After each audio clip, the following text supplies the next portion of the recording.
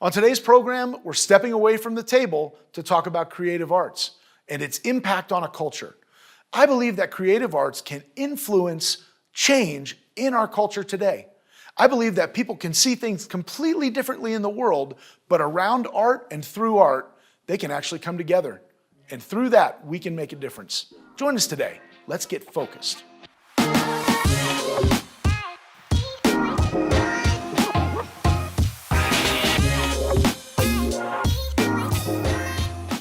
Dominique, thank you so much for joining me on the show. Yes, thank you for having me. I really wanted to have you on the program. I've recently read a story about you, and then I got to see some of your artwork, and we've had some communication, and I feel so led to kind of tackle this idea that through creative arts, we can impact culture for Christ, and we can impact every issue that culture sees through creative arts, and I mean film and TV and music and painting. You've brought some incredible artwork. We'll look at that here in a little bit. But I just wanted to talk to you about that. Maybe you could tell us a little bit about your story and how you started to use creative arts to get to that place in your life where you felt Jesus' influence on everything else that you do through your artwork. Totally, yeah. My story is an intense story, so I'll do my best to keep it short and sweet. But I would definitely have to say, I feel like once you're an artist, you're always an artist. I feel like I was born into being an artist. I've always had an admiration for people. And growing up, it was pretty interesting. My dad climbed the ladder so that he could practice law. Very, very intelligent man. And my mom, she was a teacher, and she's always loved children of all ages, really.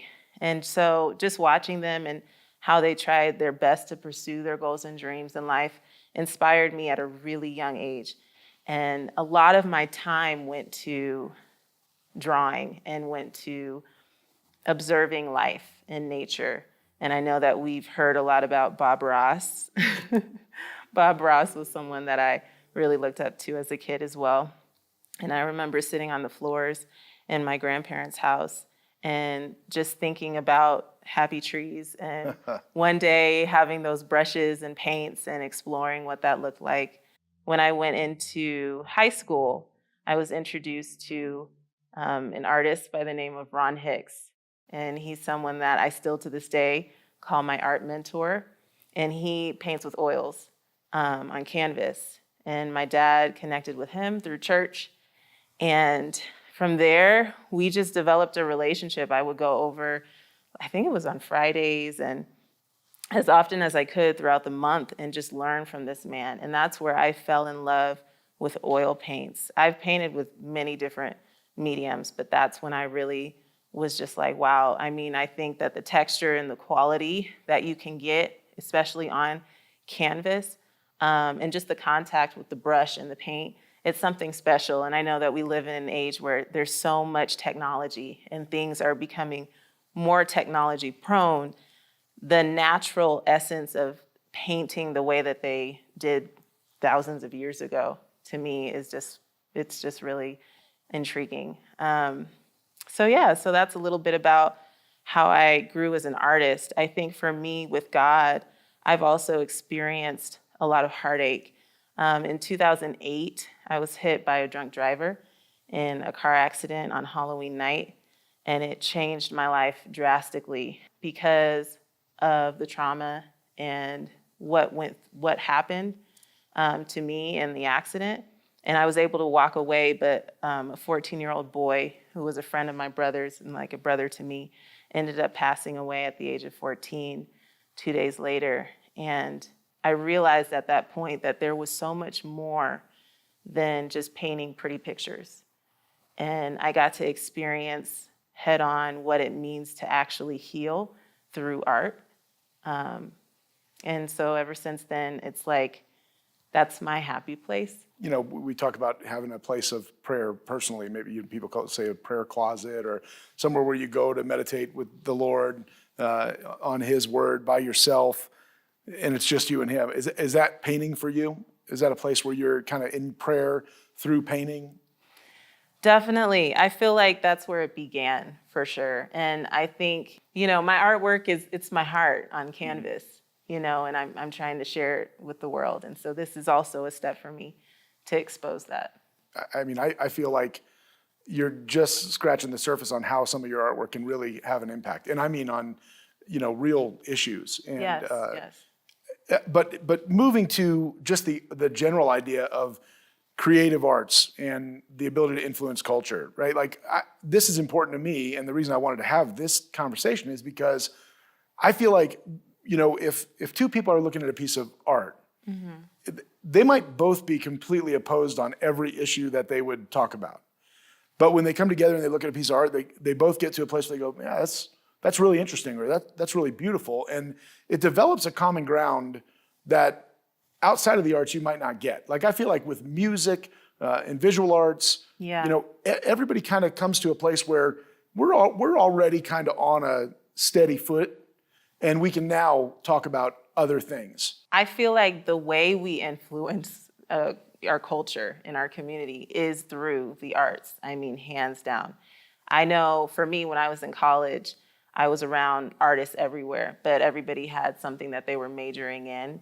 And everybody was different and unique in their own way. And I remember being at school for hours on end into the early morning trying to finish these projects, and students coming together and having different belief systems. You had people that practiced Buddhism and Hinduism, and some people that were anti-everything, and they put their feelings out on the canvas. And as an artist, to an artist, you have an opportunity to see what it is that they're working on without having a conversation with them first, and being moved by whatever it is that they put on the canvas that can cause you to ask a question and form interest in who they are as a person, rather than just passing judgment at an individual. I think that human beings can really hurt other human beings just by passing judgment, making an assumption without asking questions.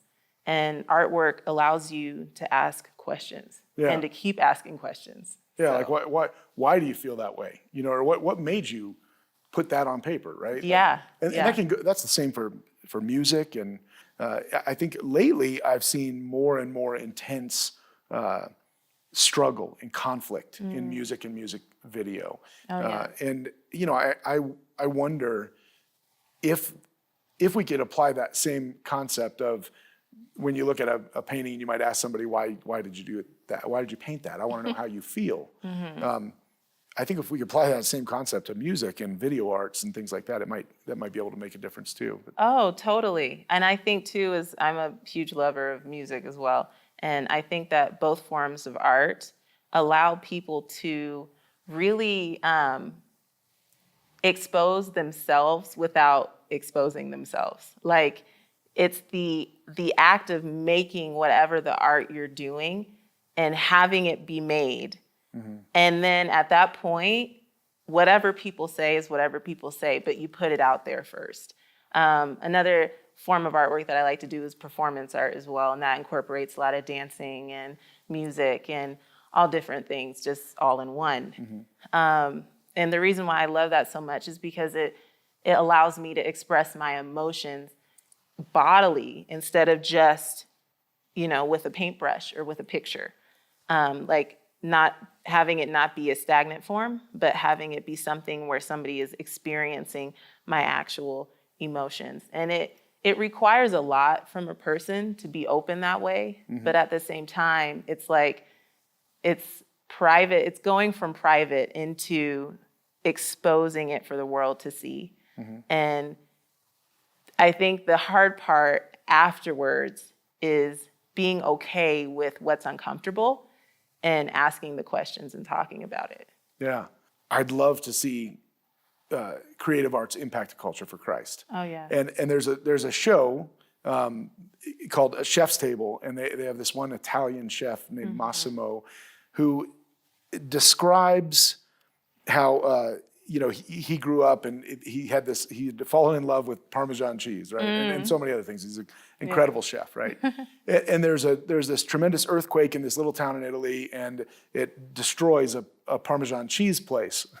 And Oh my gosh. and these people are going to go under, right? And he creates a recipe and sends it to all these chefs all over the world, and basically saves the company because he sends out all the Parmesan cheese that was about to be destroyed or go bad, right?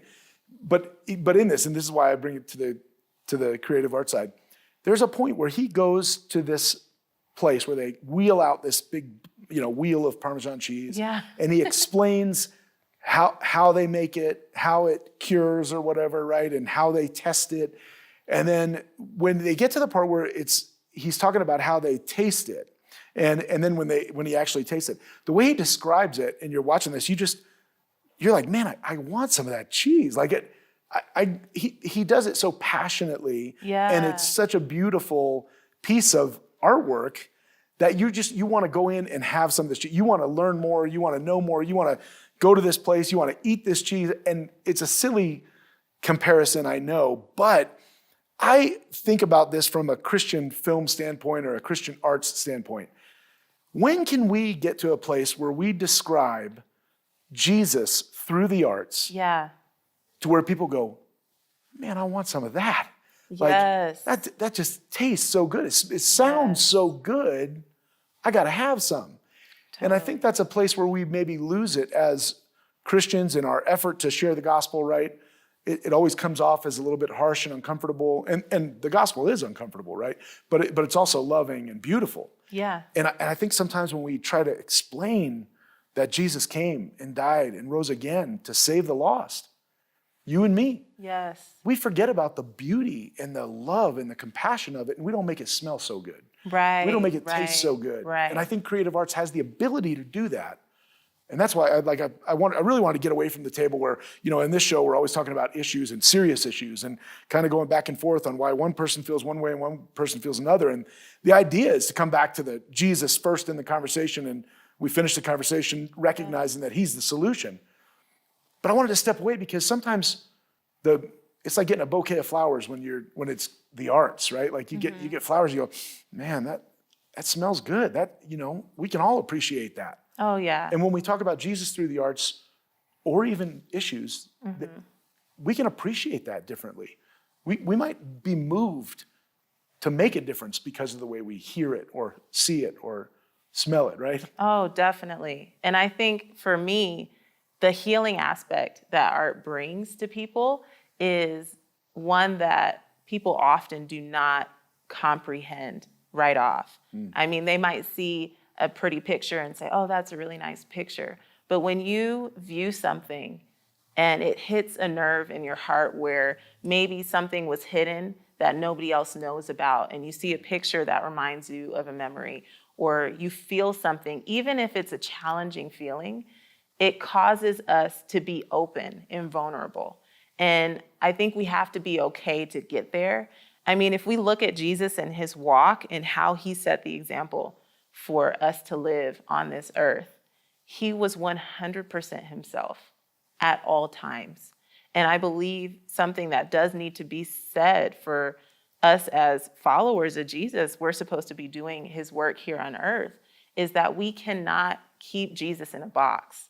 And the same way we cannot keep Jesus in a box, we cannot keep the arts in a box. There's a way that God expressed himself when he would write in the sand, or he would, do different things and have a certain way of doing it to heal someone that other people didn't really understand. It's like, why did you do it that way, right? Whereas art is very much the same aspect of thinking. We have to be able to put ourselves in a place where we don't have to fill in all the blanks. We just have to be able to receive it for what it is, and then say, okay, how can this impact my life and create healing for me? So yeah, and I think I've got a good example of how we can see art, and together we're looking at the same thing. But you just said something that was really important, and it made me immediately think of this: how your artwork stirred something in me that maybe I didn't remember. and how, just looking at it, I'm going to have you tell me about each of these pieces that we have. The one that's behind me, if you could start with that. Okay, definitely. So this piece is titled Joe Casados. And the reason why I titled it that is because it's the man's name. And he was a homeless guy that I ran into, my husband and I, when we were on the 16th Street Mall. And he captured me, for one, because he was just sitting on this bench and just looking at this man's eyes and seeing his beard. And I mean, just everything about his face had so much history.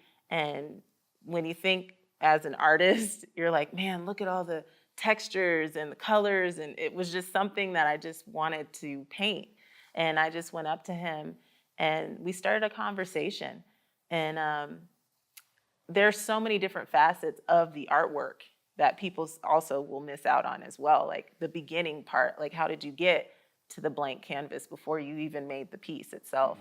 And I spent so much time talking to Joe Casados about his life and his history and how he was a construction worker and he's got family, he fell on hard times. And this was an older guy, but he had a lot of love to give still. And he had a sense of contentment, even in his situation, that to me was so captivating, because we always think that we need all these big things to be happy. And he was so happy and had what we would consider nothing. Yeah. And I just remember the look in his eyes, and I asked him if I could take a picture and take and paint him. And he was like, yeah, go right ahead. And at first he looked kind of confused, like, why do you want to paint me? But I painted him, and it did something to my heart as I was painting him, because it showed me that God has a love and a compassion for everyone. And oftentimes I like to paint people where the image of the person is what you're primarily looking at, and the background just kind of fades into nothingness, or it's not really there. More of the detail is focused in on the person's face. And I do that because I feel like it's like God is zooming down into our lives, and he sees each and every one of us and values each and every one of us equally. Whether you're the boss of a big organization or you're somebody like Joe Casados. So that's what that one's about. Okay. And then behind you, you have a painting of Martin Luther King Jr. Yes.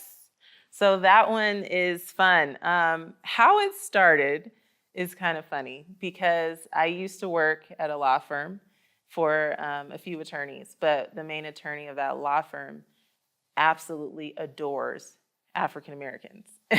He is like 100% Caucasian male, an upstanding guy, tender heart, but he understands the suffering that African Americans have gone through, and he wanted something in his legal mindset that says, hey, this is a representation of what all people, including African Americans, can aspire to be. And Martin Luther King has made leaps and bounds for our community over the many years, even after his death. And so he gave me a picture, the classic picture. It was originally in black and white form. And he asked me to, when he was in the Birmingham jail, and he asked me to write out the Birmingham jail letter. And however I wanted to do it is how I did it. So it started off as this commission painting. And when I got started on it, I did the painting part, and then I went back and I started writing the letter. And as I was writing the letter on the canvas, I was listening to him speaking the Birmingham jail letter, the recording of it. And I would just play it back over and over and over again, day and night, every time I would come to this painting to finish writing. And it took me a long time, because it was the first time I had ever written on canvas with an ink pen. So there's that. And then also just the process of doing it by hand. And I felt as though the words came out to me more, and they were implanted into my soul as I'm writing it onto the canvas. And in many ways, Martin Luther King, for one, he was a believer. He loved the Lord. He started his purpose in life being a pastor, And I feel like as he transitioned into doing more activism and things of that nature, he still found a way to incorporate the love of God into everything he did, because that's ultimately what drove him. And so I feel like that piece for me meant way more than I thought it would. And so he received the original painting. This one here is a childlike print of the original painting. And I didn't finish the whole letter. And so I just recently completed the second painting, and it's a 3-painting series, so a triptych. And I'm going to be starting the third one. And on the third one, I'm going to finish out the remainder of the Birmingham gel letter. That's awesome. Yeah. And then finally, behind both of us, Yeah. that looks like Jesus to me. Yeah. So tell me about that. So this one I actually did when I was in college. And it's crazy. So oftentimes when you're in college, especially, you don't have a lot of models. And so your friends become your models when you're doing paintings. And this guy here was a friend of mine, and still is a deep-hearted friend of mine, our family as well. And so I had him pose for me because I got this image in my head. I'm very much of a firm believer in dreams and visions. And so anytime if I'm doing something and I have a vision, sometimes I'll take a minute, rip out a piece of paper, and sketch out like the ugliest sketch ever so I can at least get the image out so I can remember it. Or I'll have a dream. And I got this vision of Jesus, and in the motion of him bleeding from his hand, wherever, those wounds went through when he was crucified, onto another human being, and it dripping down, and the human being almost being like a statue form, like lifeless, nothing in them. But the minute that the blood of Jesus touched the other person, that person came to life. And it spoke words and volumes to me because of how much I feel like my personal relationship with God had increased tremendously as I began to develop my art even more, and as I began to be more confident and secure in who I am today. I used to be very insecure in myself. And I think he found me in my dance, and he found me in my art. And so this piece is a representation of how Jesus can bring us to life. And I also wanted to give him the complexion of a darker skin, because it's so often that we see Jesus represented not so much in that way. And for me, regardless of his complexion, Jesus is Jesus. Amen. Right? Yeah. He's a human being just like we all are. And so, that's what that one's about. That's interesting, that last part, because I just saw somebody post something on social media that said, "Wouldn't Jesus be proud of us for arguing about the color of his skin?" And and my response is, when he comes Right. again, he could be blue. I'm bowing before him. Exactly. Yeah. I mean, I'm bowing. Exactly. He's our Lord. So this is why I love art, and I want to tell you, like, the way I saw these things and how they impacted me, because it's different from the way that you painted them and how you feel. And I'd be curious to, as people watch this program, right, to hear how they saw these, or how these paintings might have influenced their thought process. Yeah, I'd love to hear. So I'll start first with the painting of Dr. King. So for me, I immediately remember, not that I forgot this, but as a senior in high school, my paper, my 12th grade, I guess you call it a thesis, right? I'm not a very good student, but was about Dr. King. And, he was the subject of my paper. My father inspired me to research him and write about him. Wow, yes, it was amazing. But I was not a good student, and I didn't retain a lot of information about him. So looking at the painting just reminds me that as a senior in high school, I loved who Martin Luther King was, but I didn't really understand who he was or what he did. I understood that he was just a man. He made a lot of mistakes, and he also was an amazing man who really led the civil rights movement to victory, right? And a recognition of people being people. Like, it was the first time we got to this place where, like, yeah, that's right. We're all people. Like, we have to see each other that way. So I got that.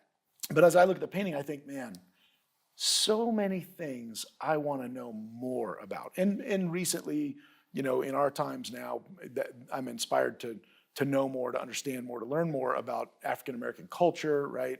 And also just oppression in general of people. Yeah, definitely. And the struggle that everybody in different cultures and ethnicities goes through pertaining to their, situation, right? Yes. But in looking at the painting, I go, there's a lot more people behind that too. Like, I want to know more about all the people that were around Dr. King and the influence that they had on him and the times when they were the shoulder he leaned on to be uplifted so that he could continue, right? Oh, definitely. So so for me, I just thought a little bit deeper about that circle and what that circle of people looked like. And then it immediately makes me think of, Paul. And when Paul was imprisoned, Paul relied on God and trusted in God to know that from prison, I can still have an impact for the Lord. Oh, yeah. I can make a difference, Totally. even in my situation. Totally. And I can rejoice and praise God in my situation. So that's my thinking and looking at that. And then when I look at the painting of Joe behind me, that painting has a tremendous impact on me because my daughter worked as she was an intern with a church and had, been heavily involved in their homeless ministry, in their food bank, and literally taking, helping someone remove lice from their hair and their clothes, and helping people get, the care that they needed medically, food, but not just food and stuff. But my daughter also just fell in love with these people, and my first thought on this painting is I would like to buy a painting like that for my daughter. Yeah. To honor her. Yeah. But even more, I am, I know envy is a sin, right? But I'm envious that my soon-to-be 21-year-old daughter has done more in the last, year than I've done in the last 20. Wow. For people, she has such a compassion for people who are hurting. Yeah, that's huge. That she knows them. She knows their story. Yes.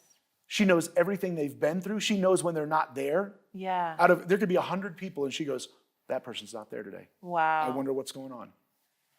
And she carries that with her. And I'm so impressed by that. Yeah. I'm getting emotional now. No, that's a gift. That's what I love about this, right? Totally. So that painting makes me think of my daughter, and it makes me aspire to do more. Yes. For people like Joe. So good. And then finally, and hopefully I can stay away from the emotions on this one. It's okay, I'm a crier too. But this one, you described it as when Jesus' blood hits that man, it brings life. And I agree. Obviously, there's biblical precedence for that, right? Yeah, definitely. But for me, when I looked at that, you know what I felt like? How many times am I the guy who's kneeling and I forgot that it was his blood that saved me? That's right. I forgot. Where that came I from. disregarded that he died on the cross. That blood came from being pierced. Yeah. For me and for you and for Right. all those people that my daughter loves. Right. For all the people that Dr. King worked so hard to help recognize freedom and equality. That's right. And for me, I go, man, sometimes I need to feel that blood dripping on my forehead. That's Because I right. forget. Yeah. Sorry. No, that's huge. And I think that sometimes this is where I'm going with this. With creative arts should move us to this point. For someone to say, look, you forgot that the blood dripping from his hands is the reason that you're free, completely liberated and safe. Yes. And you have nothing to fear, Exactly. nothing to worry about ever again. Yep. So now you can take that freedom and that understanding and that, drive for compassion towards others, and you can change the world. Totally. And we can do it through creative arts. Yes.